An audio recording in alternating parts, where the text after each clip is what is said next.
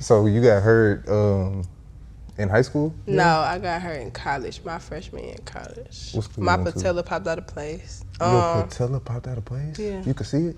Yeah. Ooh, what are you doing? You didn't do that running track. No. But I was 30 pounds overweight my freshman year.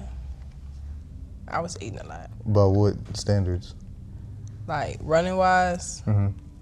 and I did hurdles. You can't do hurdles with all that fucking weight on you, cause you gotta run like over shit, you know. Yeah, you gotta get up there. And, Yeah. Okay, that makes sense. But I signed to UH on a track scholarship, and then I ended up having a fight. And then At school? I turned down, but not at TSU my senior year. And then I didn't run at state, and everybody was looking for me at state. And then once they didn't see me at state, scouts and stuff. Okay. But I already signed though, so meaning I turned down like all my other offers already. Yeah. And I signed with them, and then I ended up having a fight. I didn't run in state, so I didn't go to UH. I ended up going to TSU because that coach still wanted me, and at this point it's like, okay, like I really ain't got a choice now, you know. So I went. How's it look? I like it. I'm scared. It's big, but I'm gonna do it. You're gonna be okay. But I went to TSU.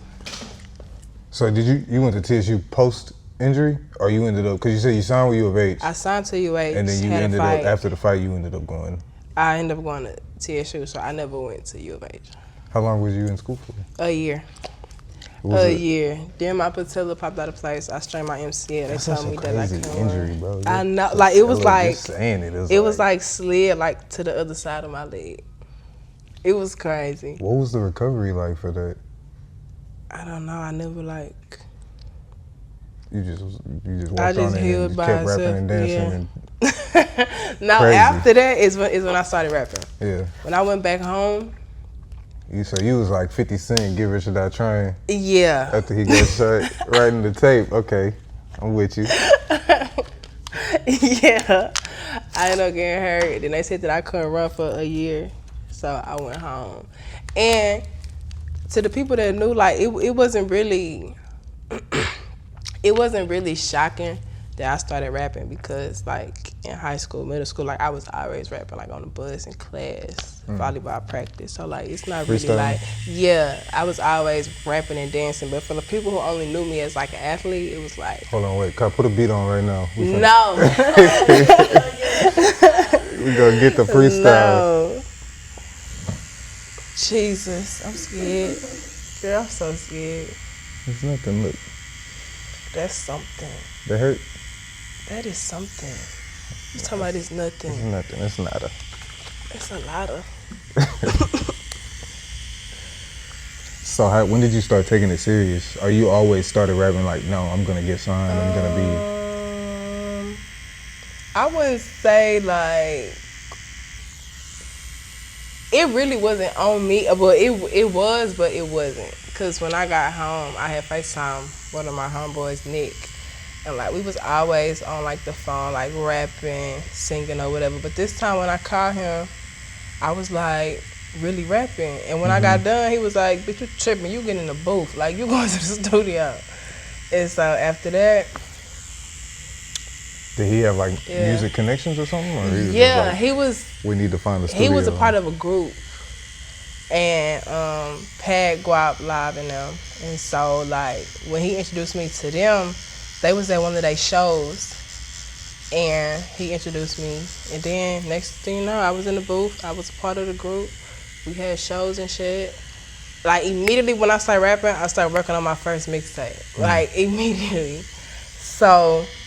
It was like, it started happening, it was happening fast. It was happening like real fast. How was that, like, mentally? Being in the group, I feel like being in the group molded me into the artist that I am now. Like being in the studio all night, breathing, how to pronounce words, like certain shit. Cause now I'm solo. So, but you could tell the growth within a lot of my shit. Cause if you was to hear me then, like they was telling me that I was hard as fuck back then. Then, and Guap used to always tell me, in some years you're gonna be hard as fuck, and I'd be like, all right. And so now it's like years later, I see what he's talking about. Cause I'm hard as fuck. Who are they Humbly from, speaking. These rappers from Houston as well? Yeah. We was all in a group. What was the group called? Summer Runners. It was with me, J Pat,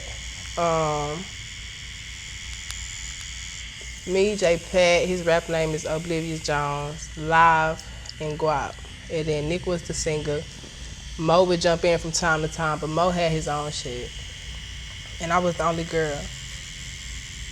So This just sound that group of names sound like a movie of a music group. It was me, Mo. it was. Pat. All right, y'all. So look, we just dropped a Patreon. That means access to this full interview early and other few interviews like it, as well as essentially an apprenticeship from me digitally. Now this Patreon is gonna have 2 tiers. The starter tier is gonna come with early access to full videos, behind the scenes content, tattoo and piercing quick tip, ad-free content, as well as information recommendation. That means any book, ebook, YouTube video, course, whatever I come across, what helps me is gonna help you. Now the second tier, that's only for the hustlers. That's gonna have access to everything I just mentioned, as well as in-depth tattoo videos with technique voiceovers. These are not time lapses.